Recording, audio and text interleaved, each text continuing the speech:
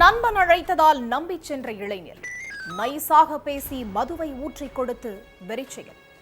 போதை தலைக்கேறியதும் இளைஞர் தலையில் இரும்பு ட்ரம்மை தூக்கி போட்டு கொலை செய்த பயங்கரம்.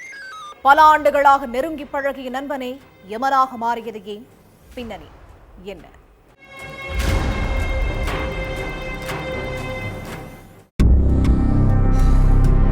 ரோட்டோரத்தில் இளைஞர் ஒருத்தர் கொலை செய்யப்பட்டு கிடக்கிறதா போலீஸுக்கு தகவல் வந்திருக்கு. உடனே சம்பவ இடத்துக்கு போன போலீஸ் அந்த இளைஞர் யாருன்னு விசாரிக்க ஆரம்பிச்சிருக்காங்க. அப்போ அங்க வந்த ஒருத்தர் இந்த இளைஞர் பக்கத்துல உள்ள சாமிநாதபுரத்தை சேர்ந்த அப்புனுங்கிறத சொல்லியிருக்காரு. அதுக்கப்புறம் சடலத்தை கைப்பற்றி போஸ்ட்மார்ட்டத்துக்கு அனுப்பி வச்ச போலீஸ் அப்புனுவை கொன்னது யாருன்னு கண்டுபிடிக்க தீவிர புலன் விசாரணையில இறங்கினாங்க. முதல்ல அப்புனுக்கு யார் கூடயாவது முன்பகை இருக்கான்னு அவருடைய பெற்றோர்கிட்டையும் ஊர் மக்கள் ஒரு சிலர்கிட்டையும் விசாரிச்சிருக்காங்க.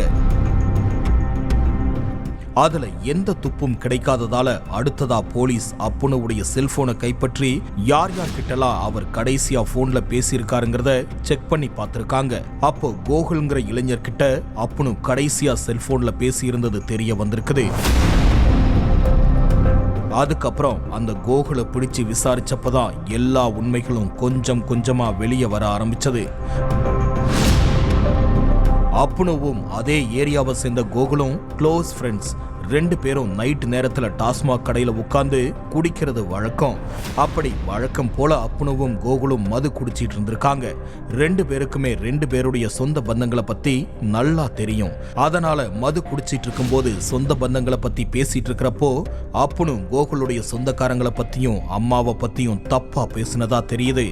என் சொந்தத்தையும் அம்மாவையும் பத்தி தப்பா பேசாதன்னு கோகுல் சொல்லியும் அப்புனு கேட்கிற மாதிரி இல்ல. அன்னையில இருந்து அவர் மேல கொலை வெறியில இருந்திருக்கான் கோகுல். சம்பவத்தன்னைக்கு சாயங்காலம் அப்புனுவுக்கு போன் பண்ணி மது குடிக்கிறதுக்கு போலாம்னு கூப்பிட்டுருக்கான்.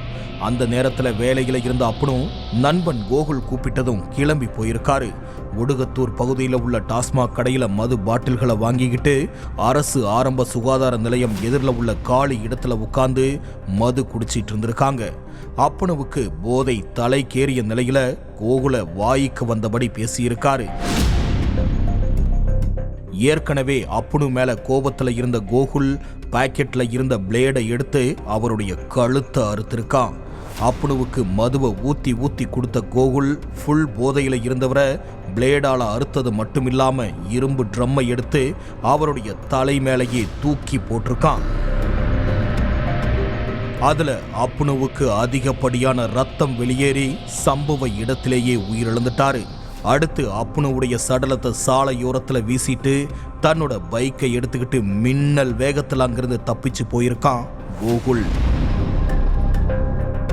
அப்புனுவை கொலை செய்யறதுக்கு ஒரு வாரத்துக்கு முன்னாடி அவருடைய தம்பி வீட்டுக்கு போன கோகுல் உன் அண்ணனை கொலை செய்யாம விட மாட்டேன்னு சொல்லியிருக்கான்.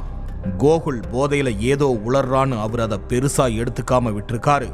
செல்போன் நம்பரை வச்சு தலைமறைவா இருந்த கோகுலை மடக்கி பிடிச்சு விசாரிச்சதுல தான் அப்புனு கொலைக்கான மொத்த உண்மையும் தெரிய வந்திருக்கு.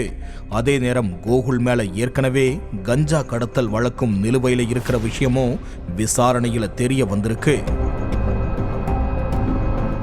உயிருக்கு உயிரா பழகுன நண்பனையே கொடூரமா கொலை பண்ண கோகுல் மேல கொலை வழக்கு பதிவு செஞ்ச போலீஸ் அவனை அரெஸ்ட் பண்ணி சிறையில அடைச்சிட்டாங்க.